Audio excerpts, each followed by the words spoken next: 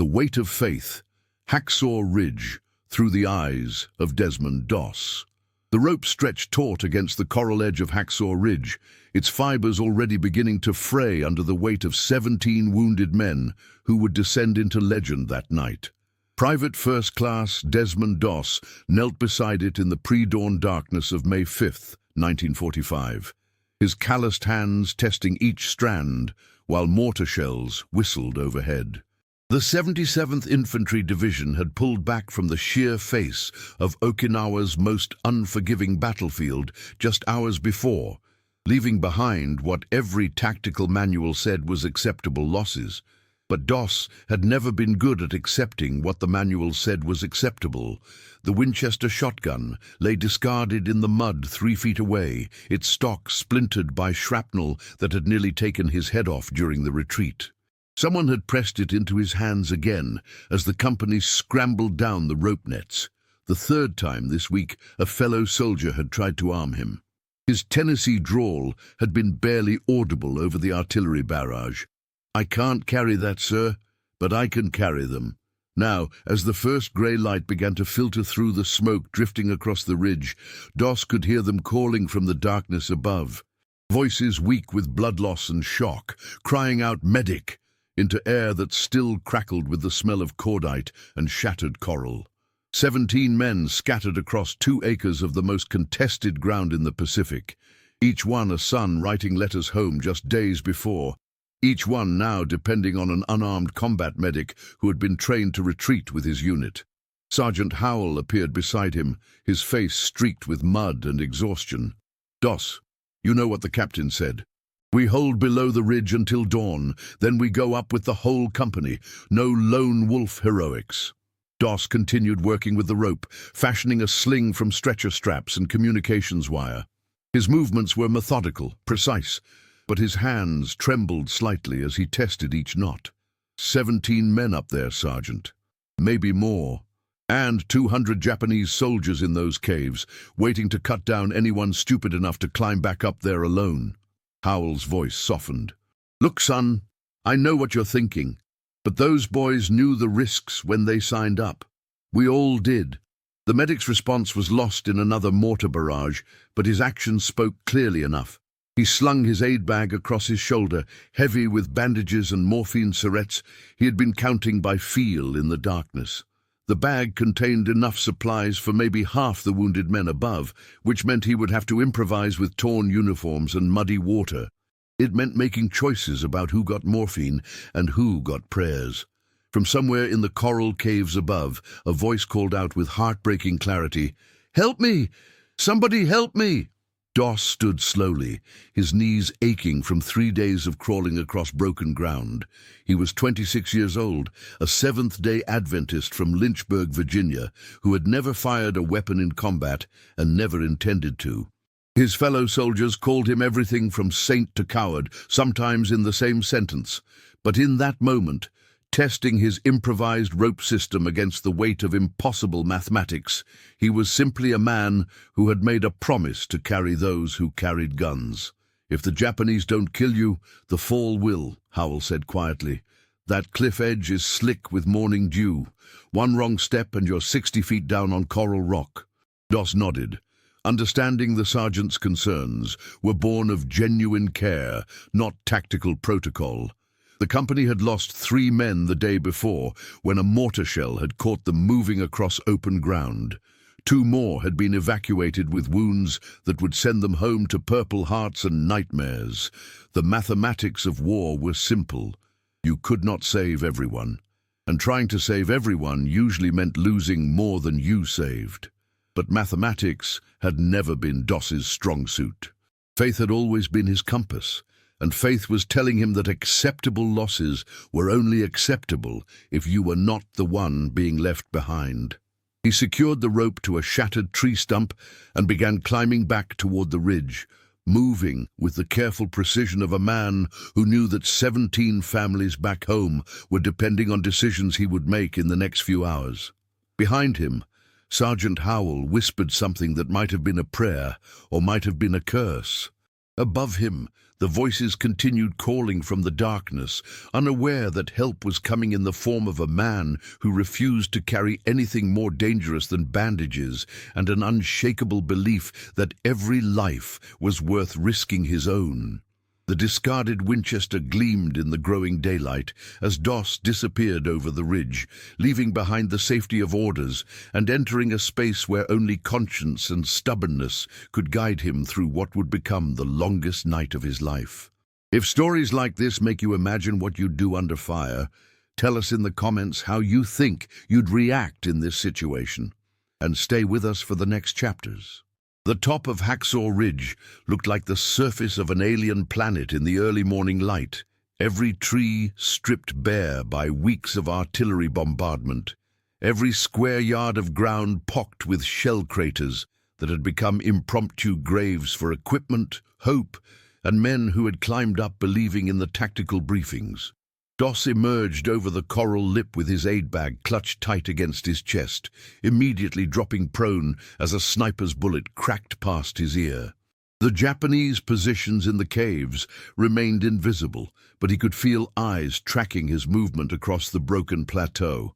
Private Chen lay pinned beneath a fallen tree 40 yards away, his chest crushed, but his voice still strong enough to call for help. Doss could see the rise and fall of his breathing, which meant internal injuries, but not necessarily fatal ones if he could reach him quickly. Between them, however, stretched an open expanse of ground that 3 rifle companies had failed to cross the day before, littered with abandoned equipment and dark stains on coral rock that told their own story. The tactical situation was exactly what the 77th Infantry Division had been warned about during their briefing sessions below the ridge. Japanese defenders had spent months preparing cave positions that offered perfect fields of fire across the plateau, turning every advance into a deadly funnel. American forces could reach the top, but holding it meant enduring constant sniper fire and mortar attacks from positions that seemed impossible to locate, much less destroy. What the briefings had not conveyed was the psychological weight of seeing wounded men scattered across ground that could not be reached by conventional rescue methods. Standard protocol called for smoke screens covering fire and coordinated evacuation by stretcher teams. But smoke drew mortar fire, covering fire revealed American positions to enemy observers, and stretcher teams became additional casualties when they tried to cross open ground under observation. Doss had watched this equation play out during the failed assault that morning, seeing good men make brave decisions that added to the casualty count without substantially changing the tactical picture. Now, in the strange quiet that followed major combat, he found himself alone with a different kind of mathematics. 17 wounded men, 1 medic, and a rope system that could work only if someone was willing to keep moving across ground that had already proven deadly. He began crawling toward Private Chen, moving with the patient precision his training had taught him. Every few yards, he paused to listen for movement in the caves, trying to distinguish between wind through shattered coral and the subtle sounds that might indicate enemy activity. The Japanese defenders had proven themselves masters of camouflage and patience, often waiting hours for the perfect shot rather than revealing their positions with premature fire.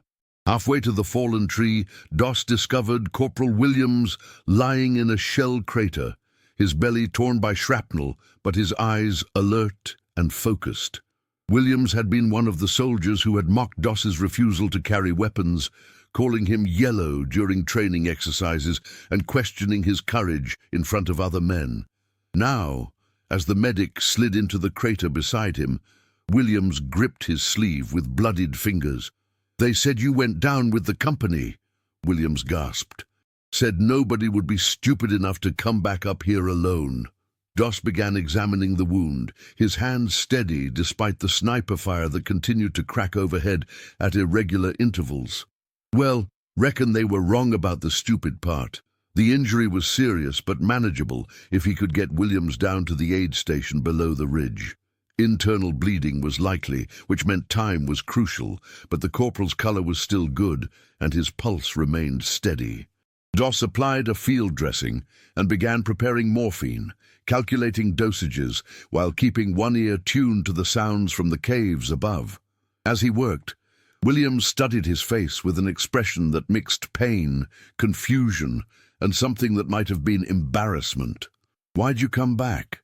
You could have stayed down there, safe with the rest of them." Doss finished bandaging the wound and helped Williams drink from his canteen. The water was warm and tasted of canvas, but it was wet and clean. 17 men up here," he said quietly. "Maybe 18 now. Can't leave you boys behind." "But they got rifles," Williams said, gesturing weakly toward the cave positions. "You got nothing but bandages and prayers. That don't seem like fair odds." The medic smiled, an expression that seemed out of place on a battlefield, but somehow perfectly natural on his face. "Fair odds would be if I was planning to fight them. I'm just planning to outlast them." As if summoned by his words, mortar shells began falling across the plateau, forcing both men to press themselves against the coral floor of the crater. The bombardment lasted 3 minutes, filling the air with chunks of shattered rock and the acrid smell of high explosives. When it ended, the voices calling for help had grown weaker, and Doss knew that time was running out for men whose injuries were beyond his ability to treat in the field. He began rigging Williams for evacuation, using the rope and pulley system he had improvised at the cliff edge. The corporal would be the first test of whether one man could actually lower 17 wounded soldiers 60 feet down a sheer coral face without killing them all in the process. As he worked, Doss found himself whispering the prayer he had learned as a child in Virginia. "Help me, Lord, to be strong enough for what they need me to do." The rope burned through Doss's gloves as he lowered Corporal Williams into the grey dawn, the wounded man's weight testing every knot and splice in his improvised evacuation system. 60 feet below, medics waited with stretchers and vehicles, but above, the coral edge was slick with morning dew and morning rain that had begun falling steadily since sunrise. Each time Williams bumped against the cliff face, Doss felt the jolt travel through his shoulders and back, reminding him that 16 more men waited for the same dangerous journey down. The Japanese defenders seemed to understand what was happening. Sniper fire had become more systematic, forcing Doss to work mostly by feel as he managed the rope from behind whatever cover the shattered tree stump could provide. Machine gun fire swept the plateau at irregular intervals, the bullets cracking past close enough that he could feel their heat. Yet somehow the enemy fire seemed calculated to discourage rather than kill, as if the Japanese soldiers were themselves reluctant to shoot a medic engaged in rescue work. Private Chen remained pinned beneath the fallen tree, but his voice had grown stronger once Doss managed to dig enough space for him to breathe freely. "How many more?" Chen called out when the rope came back up empty. 15, Doss replied, already crawling toward the next cluster of wounded men. "Maybe 16. Hard to get an exact count with all this smoke." The tactical picture across Okinawa had grown increasingly desperate during April and May of 1945, with American forces paying in blood for every yard of coral and mud they managed to take from defenders who had spent months preparing for exactly this kind of battle. The 77th Infantry Division had been fighting continuously for 3 weeks, rotating companies up and down ridges that seemed to change hands daily, wearing down both attackers and defenders in a grinding campaign of attrition that left even veteran soldiers questioning how much longer they could endure. What made Hacksaw Ridge different was its symbolic importance to both sides. Japanese commanders had designated it a key defense point, pouring men and ammunition into cave positions that offered commanding views of American supply lines below. American planners had marked it as essential terrain, a stepping stone toward objectives deeper in Okinawan territory. Both sides understood that losing the ridge meant losing momentum in a campaign where momentum might determine whether the war ended with invasion or negotiation. For Doss, Crawling between wounded men while bullets cracked overhead, the strategic importance of Hacksaw Ridge mattered less than the immediate mathematics of human suffering. Each wounded soldier represented not just a casualty statistic, but a specific set of injuries requiring specific medical responses. Tourniquets for arterial bleeding, morphine for pain management, field dressings for wounds that could be stabilized until proper surgical care became available. He found Sergeant Martinez trapped in a collapsed cave entrance, his legs pinned by fallen stones that had shifted during the morning's mortar bombardment. The position lay exposed to a Japanese machine gun nest barely 50 yards away, forcing Doss to work by touch alone while keeping his head below the cave lip. Martinez drifted in and out of consciousness, mumbling about his wife in Los Angeles and his 2 young daughters, whose pictures he carried in his helmet liner. "Can't feel my legs," Martinez whispered when Doss began chipping away rocks with his knife handle. "That bad?" "Circulation's cut off," Doss replied, trying to keep his voice steady and professional. "Once we get these stones moved, feeling should come back. Might hurt some when it does." Working in darkness while enemy fire continued sporadically overhead, Doss slowly cleared enough debris to free Martinez's legs. When sensation returned, both men were sobbing from pain, exhaustion, and simple human relief. The sergeant's legs were bruised and swollen but not broken, which meant he could survive the rope descent if Doss could get him to the cliff edge without drawing fire from the machine gun position. As they prepared for another evacuation, Martinez gripped Doss's arm with surprising strength. "Why are you doing this? You could have gone down with the rest of them. Nobody would have blamed you." Doss helped Martinez drink from his canteen while considering how to answer a question that seemed to get asked differently by each wounded man. Some wanted to understand his motivation. Others seemed to be questioning their own assumptions about courage and duty. A few appeared genuinely angry that he was taking risks they would not have taken themselves, as if his presence made their own earlier decisions to retreat seem cowardly by comparison. "Couldn't leave you boys behind," he said finally. "Wouldn't be able to live with myself, knowing I had a chance to help and chose not to take it."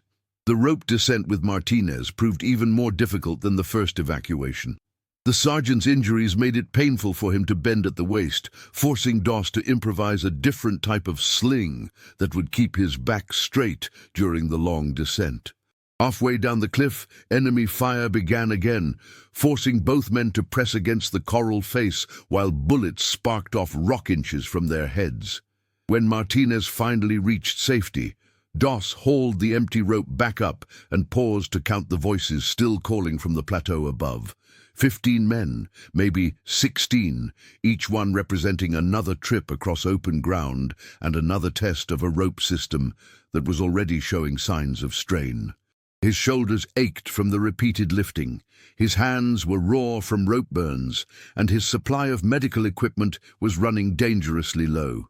But the hardest part was not the physical exhaustion or the tactical impossibility of what he was attempting. The hardest part was listening to wounded men thank him for coming back, as if he deserved praise for doing what felt like simple duty. Each expression of gratitude added to a weight he was only beginning to understand, the weight of being seen as heroic when he felt mostly terrified and stubborn. Would you follow the orders exactly, or trust what your own eyes and instincts tell you in a moment like this? Comment which path you'd take, and share this episode with someone who loves real human stories from history.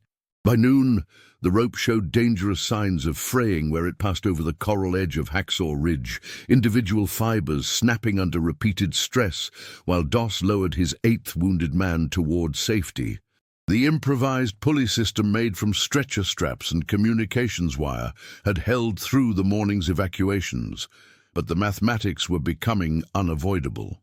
9 more wounded men remained on the plateau above, and his equipment was approaching the limits of what field improvisation could accomplish. Private Thompson, barely 18 and bleeding from shrapnel wounds to both arms, wept quietly as Doss rigged him for descent. "They told us this would be easy," Thompson whispered. Said the Japanese were running out of ammunition and men. Said we'd be in and out before lunch. Doss finished securing the rope harness and checked Thompson's bandages one final time. The wounds were painful, but not life-threatening, assuming he could reach proper medical care within the next few hours. "Well, sometimes what they tell us and what we find up here don't match exactly," he replied gently. "But you're going to be fine. Just keep your arms tucked in during the descent." The tactical briefings for Hacksaw Ridge had indeed predicted lighter resistance than the 77th Infantry Division actually encountered during their assault. Intelligence reports suggested that Japanese defenders were running low on supplies and ammunition after weeks of bombardment, making them vulnerable to sustained infantry attack. What the briefings had not accounted for was the psychological impact of fighting an enemy who had chosen to die in place rather than retreat, turning every cave and defensive position into a fortress that had to be taken at close quarters. As he lowered Thompson down the cliff face, Doss could see the growing crowd of medical personnel below. Stretcher-bearers waited in organized lines. Ambulances stood ready with engines running, and doctors had established a triage area behind coral rocks that offered some protection from stray mortar rounds. The sight should have been reassuring, evidence that his improvised rescue operation was working exactly as planned. Instead, watching the efficient machinery of military medicine receive each wounded man he sent down filled Doss with unexpected anxiety. Each successful evacuation proved that his rope system worked, which meant he had no excuse for stopping before all 17 men were safely off the plateau. What had begun as an emergency response to immediate need was becoming a commitment that would test the limits of what one man could endure. The 9th evacuation went smoothly until Thompson was halfway down the cliff, when Japanese mortar fire began walking across the plateau above. Doss pressed himself against the coral edge as explosions erupted in sequence, each shell landing closer to his position than the last. Thompson, suspended in mid-air with no cover available, could only hang motionless and hope that enemy observers had not spotted him against the cliff face. When the barrage ended, Doss discovered that shrapnel had cut 2 strands of his rope just above the main knot. The damage was not immediately dangerous, but it weakened the system precisely where stress was greatest during each descent. He spliced new line from communications wire, knowing that the repair was temporary at best. 8 more men waited for evacuation, and his improvised equipment was being held together mostly by determination and prayer. Private Rodriguez lay unconscious beside a crater that had been blown in the coral during the morning's bombardment. His pulse was steady but weak, and a head wound had left him unresponsive to voice or touch. Moving an unconscious man down a 60-foot cliff presented entirely new challenges. Rodriguez could not help control his descent, could not protect his injured head from bumping against coral, and could not call out if the rope harness began cutting off circulation to his extremities. Doss spent precious minutes fashioning a protective cradle that would keep Rodriguez's head stable during descent, while distributing his body weight evenly across the improvised harness. The delay meant longer exposure to sniper fire for both men, but dropping an unconscious patient would accomplish nothing except adding to the casualty count he was trying to reduce. As he worked, voices from the remaining wounded men began calling across the plateau with increasing desperation. Some had been lying in the open for more than 6 hours, losing blood and body heat while watching their chances of rescue disappear with the failing daylight. Others, like Corporal Jackson near the cave positions, had grown silent in ways that suggested internal injuries beyond what field medicine could address. "How many more, Rodriguez?" called Private Kellerman from a shell crater 50 yards away. "How much longer before you get to us?" Doss tested his rope repairs one final time before committing Rodriguez's unconscious weight to the system. 7 more after Rodriguez, he called back. "Maybe 8. Hard to get an exact count with all this smoke and coral dust." The evacuation of an unconscious man proved as difficult as Doss had feared. Rodriguez's dead weight made every foot of descent a careful balance between speed and safety, while his inability to respond to instructions meant Doss had to guess about harness pressure and circulation problems. Halfway down, the wounded man's breathing became labored, forcing Doss to stop the descent and adjust the rope configuration while enemy fire continued to crack past their position. When Rodriguez finally reached the aid station below, Doss hauled the empty rope back up and allowed himself 30 seconds of rest. His shoulders burned from repeated lifting, his hands were bloody from rope burns that had worn through his gloves, and his supply of bandages was nearly exhausted.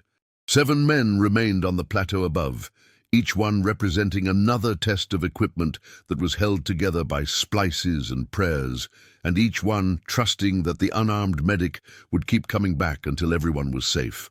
But as Doss began crawling toward Private Kellerman's position, he realized that the hardest part of the day was still ahead.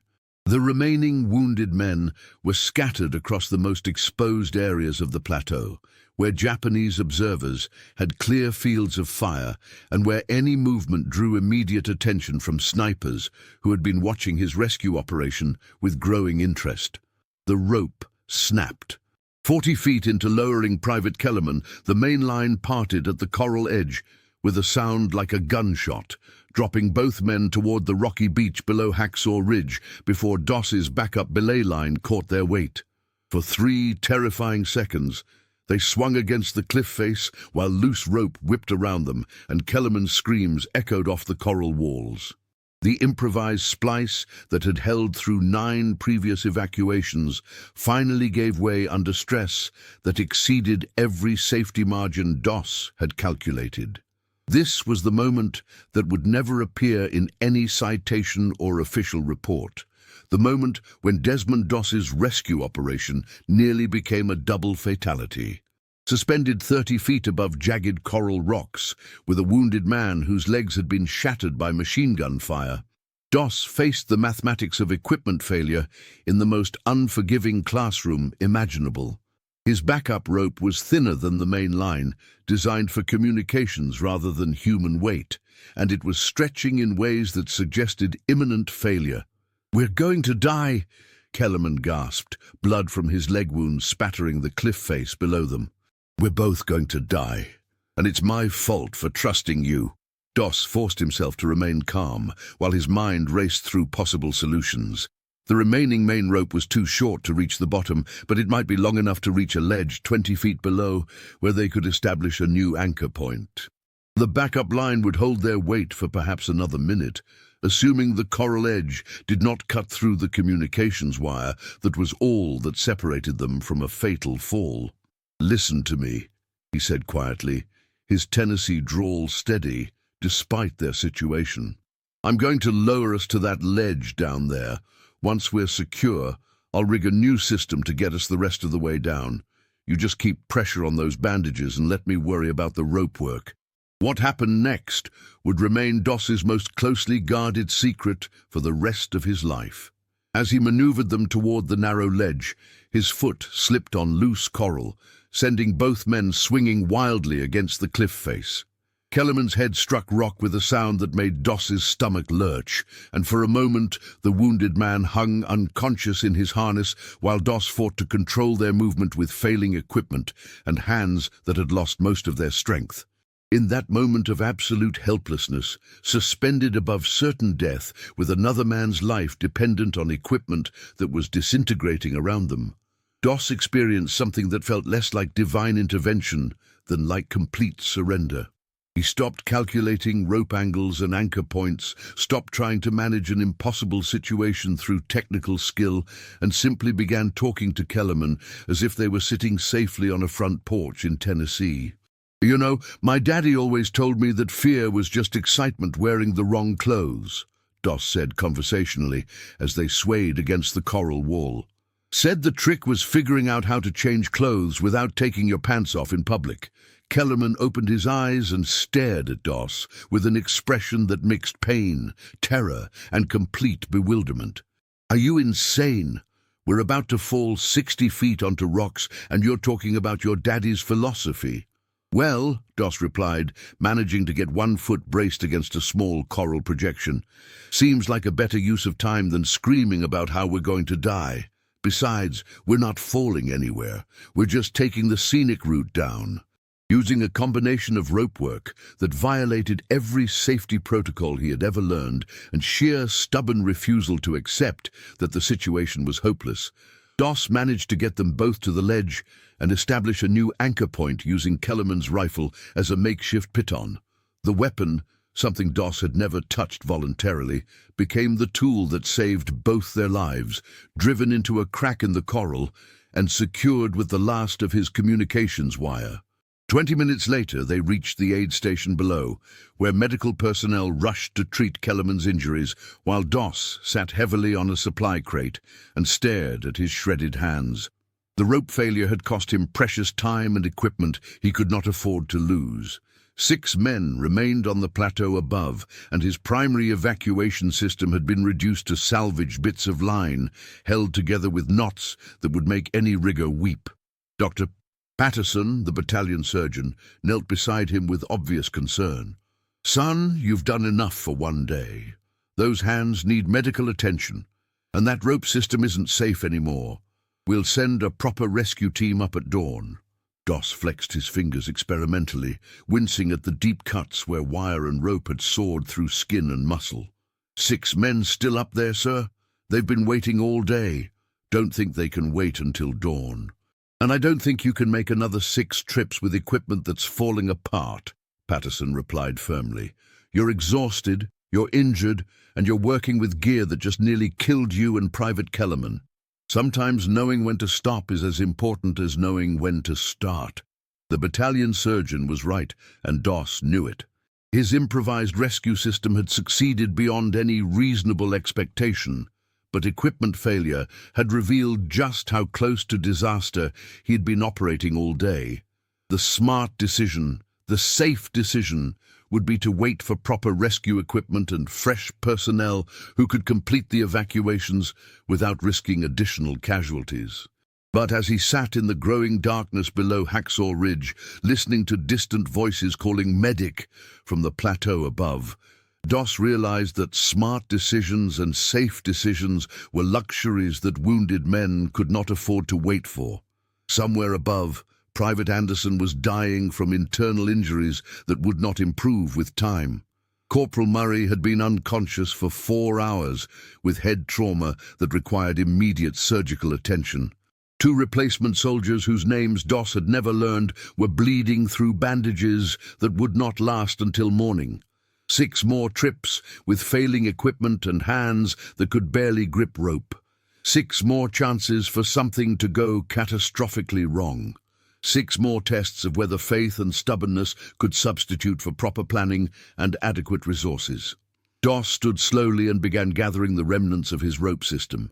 The secret he would carry for the rest of his life was not that he had been brave on Hacksaw Ridge, but that he had been terrified every moment and had kept going anyway because stopping felt like abandoning men who had trusted him to bring them home.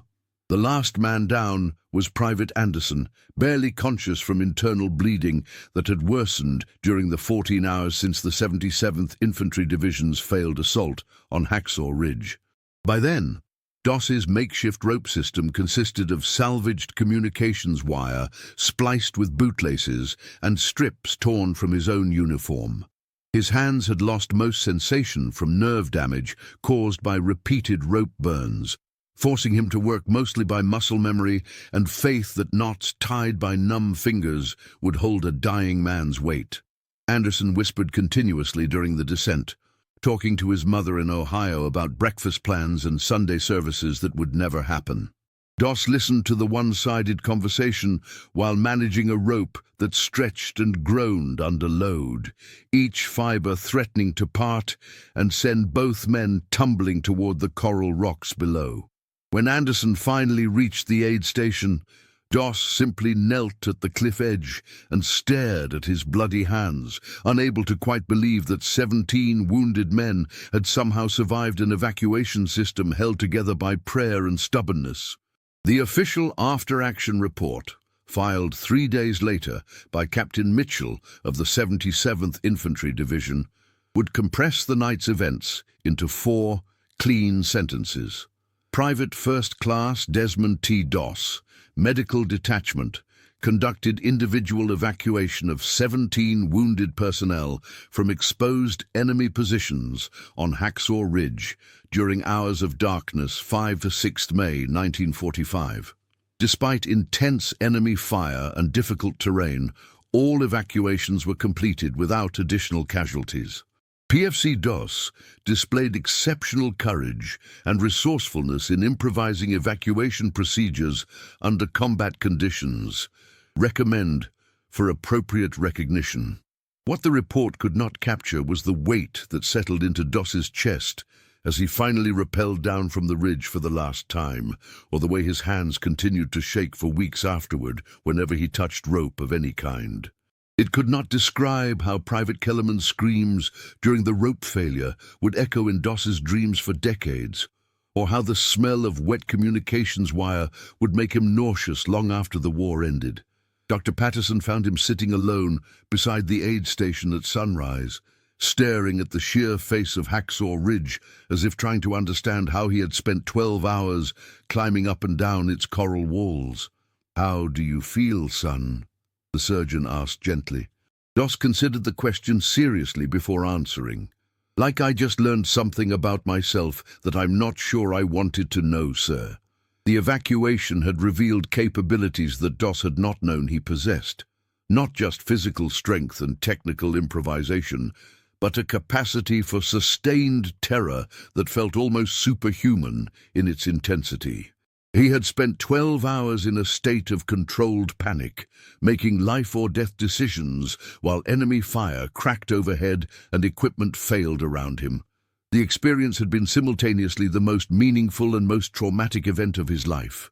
3 weeks later, when the official recommendation reached division headquarters, it would trigger a bureaucratic process that would eventually result in ceremonies, speeches, and a medal that felt heavier than all the rope he had carried up Hacksaw Ridge. Newspaper reporters would ask about heroism and courage, wanting simple answers to complex questions about faith and duty under fire. But the real weight was carried by the men who had lived through that night on the ridge. 17 wounded soldiers who would spend the rest of their lives trying to explain to family members why an unarmed medic's refusal to leave them behind had meant more than all the weapons and tactical planning in the Pacific Theater. Private Kellerman, recovering in a hospital ship off Okinawa, wrote to his wife in Detroit, "There's a man here named Doss who came back for us when nobody else would. Don't know how to explain what that meant, lying there in the dark thinking everybody had forgotten we existed. Just know I'll never forget his voice saying we were all going home." Corporal Williams, whose belly wound would require 3 surgeries before healing properly, struggled to find words for what he had experienced. Used to think he was yellow because he wouldn't carry a rifle. Turns out he was carrying something heavier than any of us understood. Don't know what to call it except maybe faith that works even when everything else fails. The Winchester shotgun remained on Hacksaw Ridge for 3 more days before a burial detail retrieved it, along with other abandoned equipment.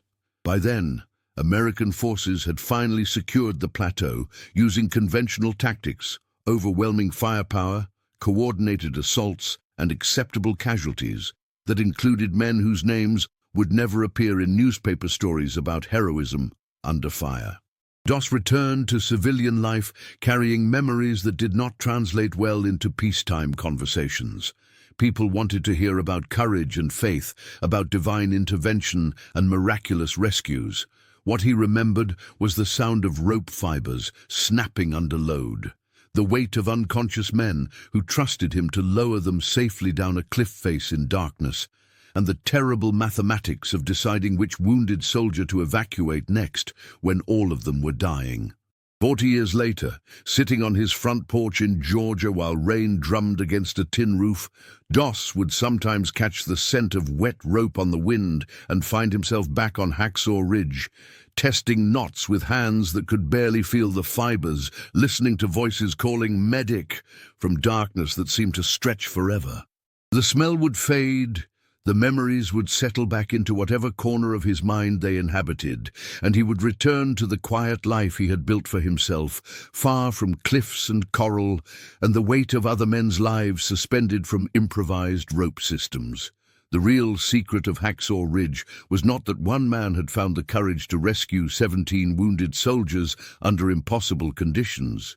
The real secret was how much that courage had cost him, and how willingly he had paid a price that would echo in his sleep for the rest of his life. Some weights, once picked up, could never be set down completely. Some ropes, once tested, left permanent marks on the hands that held them. And some nights, when rain fell just right against a Georgia roof, an old medic would lie awake, listening to voices that only he could hear, calling from darkness that only he remembered, asking to be carried home one more time. If this story reminded you that behind every medal there's a human being carrying memories we'll never fully see, subscribe to the channel, tell us which country you watch from, and invite someone to revisit history with us in the next story.